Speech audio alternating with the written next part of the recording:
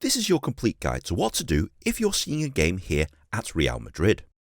How to buy tickets, how to get here, where to eat, what to do around the stadium, and how to have the most amazing time when you're watching one of the world's most famous football clubs.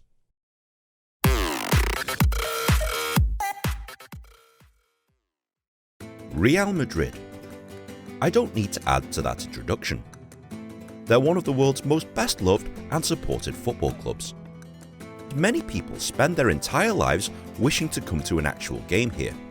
So this video tells you exactly how to do that, from how to get tickets to actually getting inside. Okay, first things first, you're going to need some tickets. The best way of getting them is to go directly to the Real Madrid website, clicking on their tickets page, and literally finding the game that you want to attend and click on buy tickets. Sometimes they'll make you queue to go inside of the website. You generally don't have to wait too long, and sometimes the games are restricted so that you can only apply for certain games at certain times. But once you're into the system, it will provide you this map. Simply click on the area that you want to sit in, click on the seat and pay for it. It's literally that simple. If there's no ticket seemingly available, take your chances at the Real Madrid ticket office, which is located to the southwest corner of the stadium. Finally, if you have no luck there, hotels around Madrid will always have tickets available to buy. At slightly inflated prices, of course. They need to make money, but that is an option. Okay, so now that you've got your tickets, you'll need to get here. By far the easiest way to get here is to use the metro system, take line 10 all the way up to Santiago Bernabeu Station. As the name implies, this will take you directly to the stadium. And once you leave the exit, you'll be dropped off at the southwest corner of the stadium, where the ticket office is. You could take buses or taxis, etc., but the metro is by far the easiest way. So now that you're here, what's there to do around the stadium? As you can see from all the renovations, the stadium looks pretty impressive, but there's actually not that much to do outside it. The first thing you'll notice is the many sellers trying to sell you inauthentic merchandise. You could buy these if you want to, but my advice is to visit the actual official shop located to the south of the stadium. It's here where you can buy some of their iconic kits, if you have lots of money of course, or any kind of paraphernalia with a Real Madrid logo on it. It can be quite busy, so bear this in mind. If you want to watch the players arrive, this will usually happen at the southeast corner of the stadium. And you'll know it's that because there's crowds of people not going anywhere, and the police have closed the roads. There's plenty of places to buy food and drink. There's plenty of familiar fast food chains located around the stadium. But my advice to you is to buy something from a street seller and take it into the stadium with you. One thing you might not notice is that alcohol is not served anywhere within the stadium itself. So if you do want a pre-match pint, you're going to have to do that literally outside of the stadium. Right, so now that you had some food and drink, you've got your merch, it's time to actually go inside. It can be quite confusing trying to find your gate. If you're stuck for whatever reason, see these men and women dressed in these bright green coats with an eye on their backs, as they're there to help you just in case you get lost or if you've got problems with your ticket. Once you've found your gate, you'll go through a quick security search, and once you're through with that, they basically scan your ticket and away you go. The concourses inside the stadium, well, there's not much to them, they're pretty basic.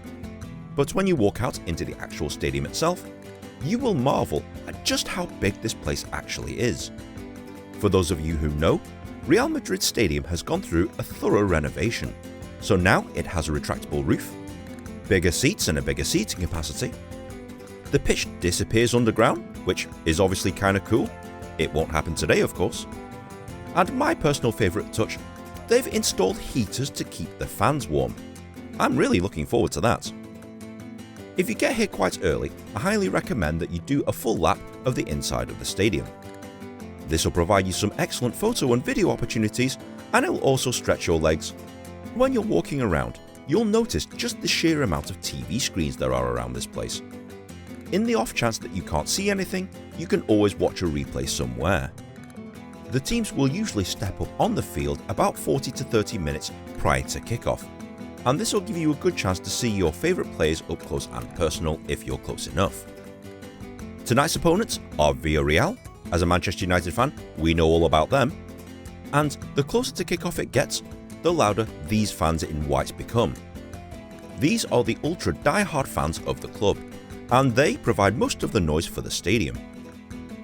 And now that the stadium is full, the teams walk out onto the pitch and we're ready to begin. And from the get-go, it's pretty easy to see why Real Madrid are seemingly the kings of European football. It's literally scary how good these guys are. They do the fundamentals correctly, they don't panic when they lose the ball, and furthermore, their passing is simply sublime. They literally spend the first 10 to 15 minutes camped out in front of the Villarreal goal, and they could have easily scored 2 or 3 goals in the first 10 minutes or so. Villarreal are chasing shadows here, and it's only a matter of time before Real Madrid draws first blood.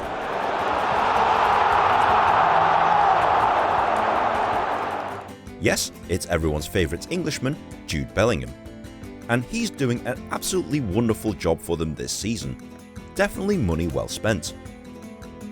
Villarreal responds by time wasting, and not playing the ball quickly, and diving, which are 3 very funny tactics if you've just gone a goal down. But that doesn't stop Real Madrid, because they seemingly are on a warpath tonight, and all the fans seem to know it.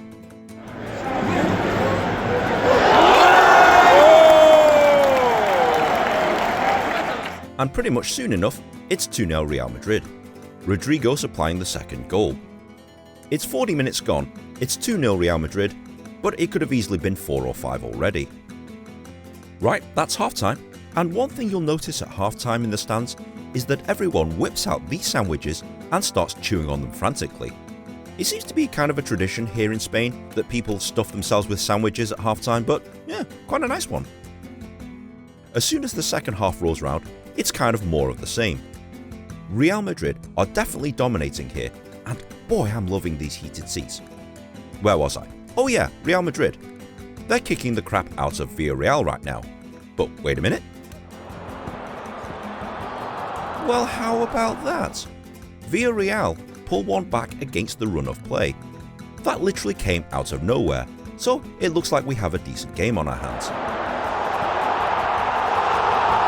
And no, we don't, because Brahim bangs in another one and it's 3-1 Real Madrid.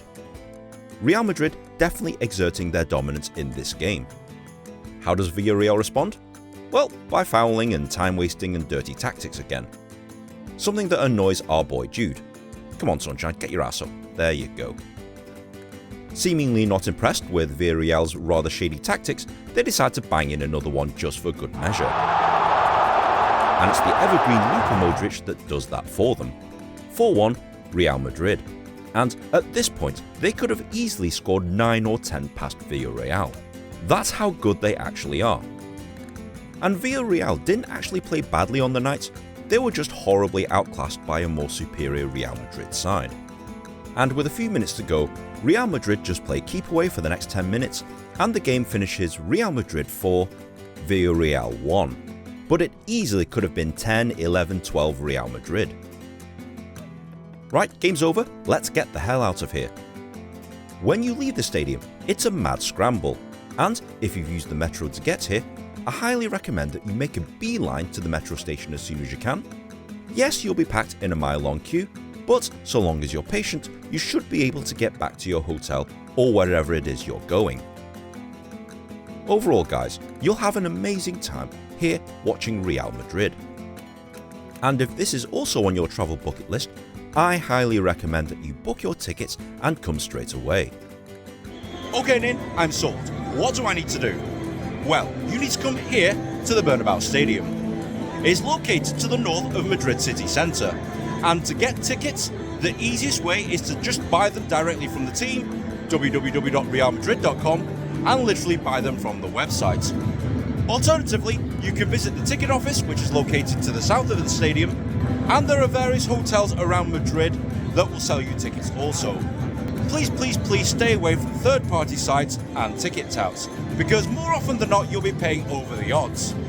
The cost of tickets? Well, admittedly, they're not cheap. The cheapest tickets start from about €75 to about €165. I paid €135 for mine, which is kind of a happy middle ground, albeit quite an expensive one. It does, however, afford you a decent view. To get here, the easiest way is to use the metro. The stadium has its own metro station, so once you get off at the stop, you will literally arrive at the southwest corner of the stadium. Alternatively, there are various buses and taxis that will take you here also. Is there anything else I need to know? Yes. Alcohol is not served within the stadium itself, so if you do like a pre-match pint, you'll have to do that somewhere outside the stadium. You will be security checked before you step in, but they don't have a baggage policy like in England, so if you do bring a bag, expect it to be searched. Also, while smoking is technically permitted in the stadium, fans here don't like it, so bear that in mind if you are a smoker. The best side of the stadium to sit at is the same side as the players are on, so if you do manage to get tickets here, you're in for a fantastic view. The renovations are pretty impressive, and there's not a single bad view anywhere around here. If you are coming to Madrid, please be sure to check out my Madrid City Guide here, and if you want to know what it's like to see a game at Atletico, check out my video here. If you're interested in doing the stadium tours, I've made separate videos on each, and you can see them here and here. And if you have enjoyed this video, please be sure to like, share and subscribe. Comment on that comment section below, and if you've got any other bucket list ideas, you know what to do. If I get no suggestions, I'll go ahead and do that. But guys, thanks very much for watching, and we'll see you in the next episode. One of the surprising things here at the Santiago Bernabeu is that there's not a bad view literally anywhere in the stadium. I mean, look at this place. The seats are massive, there's a great view of the pitch everywhere you go. I quite like it here.